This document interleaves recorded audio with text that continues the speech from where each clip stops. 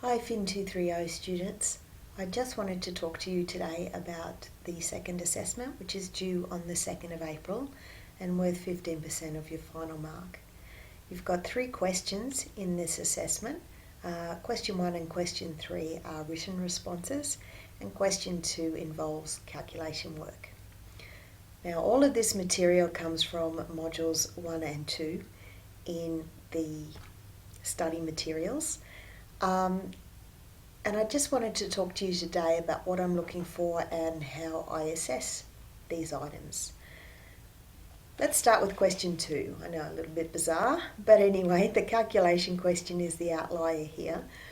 And really, we're just asking you to price a bond and to price a commercial bill and also calculate the holding period yield of that bill. Now, I don't anticipate, given the questions that are there for you to practice on, given the examples provided, that we'll have any possible problem with these responses, okay? But they are things that I need to assess because they are things that you need to show competency at the end of this subject. Question 1 and question 3 are a little different because I place you in a particular role. You're a dealer in question 1, and I want you to explain to me the different types of capital markets and the role that a dealer plays in those. And in part B of that question, to contrast your role with that of your friends who are stockbrokers. In question 3 down here, you're an analyst with Westpac and some inflation data has just been released. You need to prepare a brief outlining what you anticipate will happen to the cash rate on the basis of that data. Okay, so it's asking you to interpret some data and to predict what the change in the cash rate will be on the basis of that. Now, this comes from the government debt markets topic and what we know about how the range of inflation the government tolerates, and if it's above that range, what they do, if it's below that range, what they will do in terms of interest rates, because interest rates is the tool that they use to control inflation. Okay, you need to outline how that will happen as well as the direction of the change. Now, this is not, I don't think, an overwhelming task. I would hope that most of you feel comfortable with the content material in here. What I will do now is switch to showing you the marking guide. Okay, so here we have the marking guides for question 1 and 3. So this is what I will be using to assess your work in each of those questions. Okay, now what really I give 2 marks. The maximum available is 2 marks for writing style because a critical element here is being able to communicate well in writing. Information content forms the other 2 marks. And then I've got things like writing mechanics and referencing.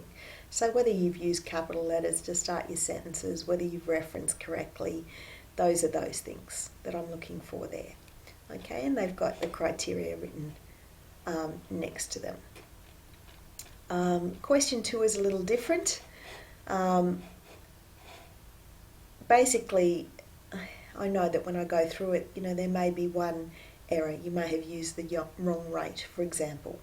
Okay, so obviously you can't get full marks, but that would probably fall into the category of minor error. So it would be here, depending on just how big the error is. Okay, so it would be a credit or a distinction rate. So basically you will be getting a copy of these marking guides returned with your assignments. So it really would pay to have a look at those, to look at what I'm looking for here. In addition, I have picked out and sort of compiled 2 sample assessments, which doesn't address the questions that you're doing here, but to show you what a HD standard in terms of writing looks like and what a pass looks like. Now, they're not student in your course's work. They've been cobbled together from several different assignment sources. But they were actual comments that I made on students' work, and they did receive a marking guide that they had seen prior back with their work.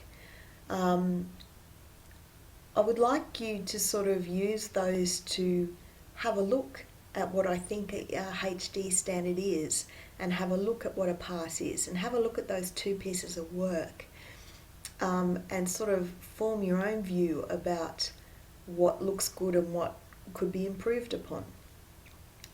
The other thing that's valuable in using those is to, obviously we all know what it might look like, but it's harder to get there. The doing is harder than the realisation, if you like. And writing well is a really valuable skill. It's a skill that all employers look for, someone's ability to communicate well in writing, and it's a skill that I really think is valuable. Content knowledge is important, but you can always give someone that. Writing well is a far more difficult thing to master. So I'd like to think we're learning financial institutions and market, and at the same time improving our ability to communicate well in writing. So I've put those two resources up in a folder under resources, under the resources tab, called sample assessments. And the first one will be clearly marked at the HD and the next one at the pass. So please just go and have a look at those and see if they can help you to appreciate what good structure and good writing is like. Okay guys, please, as always, if there are any questions or queries on this assessment, please don't hesitate to contact me and we will work through it. Thank you.